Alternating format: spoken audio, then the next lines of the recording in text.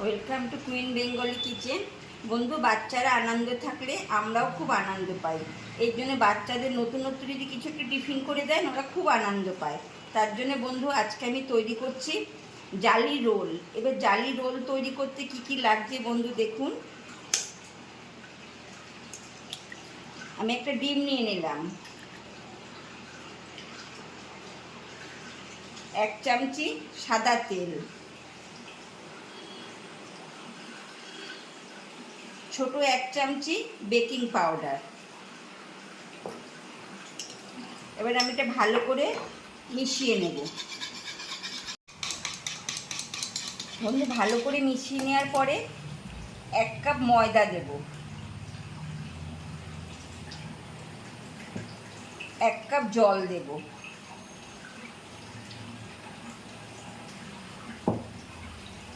ভালো করে এবার মিশিয়ে নেব বন্ধু। মেশানোর পরে ঠিক এরকম হবে ব্যাটারটা। এবার আমি ঢাকা দিয়ে রেখে দেবো। ঢাকা দিয়ে রেখে সবজি কাটতে যতটুকু সময় ততটুকু সময় ঢাকা দিয়ে রাখবেন বন্ধু। আমি 2টো পেঁয়াজ আর 2টো শসা নিয়ে নিয়েছি। এবার এটা ভালো করে চপ করে নেব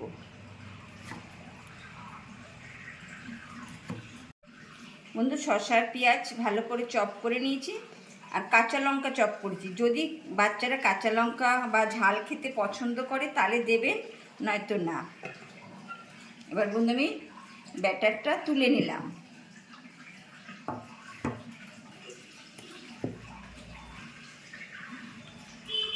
স্বাদ অনুযায়ী নুন দেবেন, কিন্তু এটা খুব কম নুন দিতে হয়। রোল করার সময় আমার নুন দিতে হয়, এই জন্য অল্প নুন দেবেন। দিয়ে আবার ভালো করে মিশিয়ে নেবেন। ভালো করে মিশিয়ে নিলাম, ঠিক এরকম হবে। একটা পাইপিং ব্যাগ নিয়েছি, গ্লাসের মধ্যে একটা পাইপিং ব্যাগ নিয়ে নিয়েছি। এর মধ্যে পুরো ব্যাটারটা ঢেলে দিলাম। সামান্য তেল দিয়ে ব্রাশ করে নেব।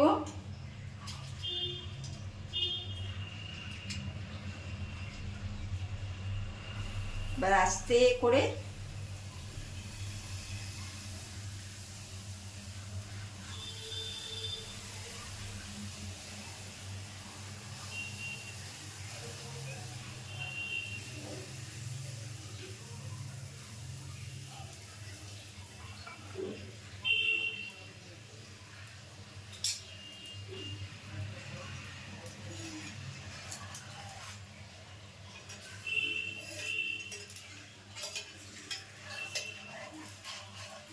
এক পাশ হয়ে গেলে আর এক পাশ উল্টে দেব বন্ধু। আমি রোলের পরোটাগুলো সব ভেজে নিয়েছি, এরকম জালি।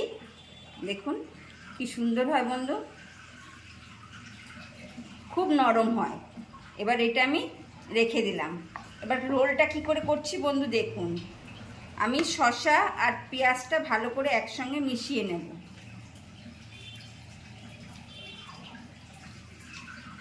বন্ধু। একটা পরোটা নিলাম। সব পরোটারই দেখবেন এই জায়গাটা একটা পাশ চওড়া হয়, সেই জায়গা শসা আর পেঁয়াজটা এরকম দিয়ে দেবেন।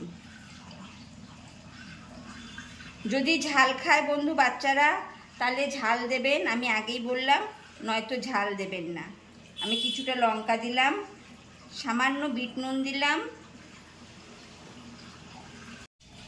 সামান্য টমেটো সস দিয়ে দিলাম।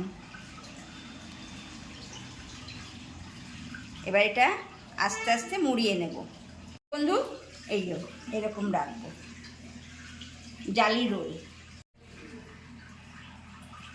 বন্ধু। উপর দিকে সস দিয়ে দেব, টমেটো সস। বন্ধু, জালি রোল রেসিপিটি কীরকম লাগলো কমেন্টের আশায় থাকলাম বন্ধু। লাইক করে দেবেন, কমেন্ট করবেন, শেয়ার করে দেবেন। আসি বন্ধু, পরবর্তী ভিডিওর জন্যে আবার দেখা হবে।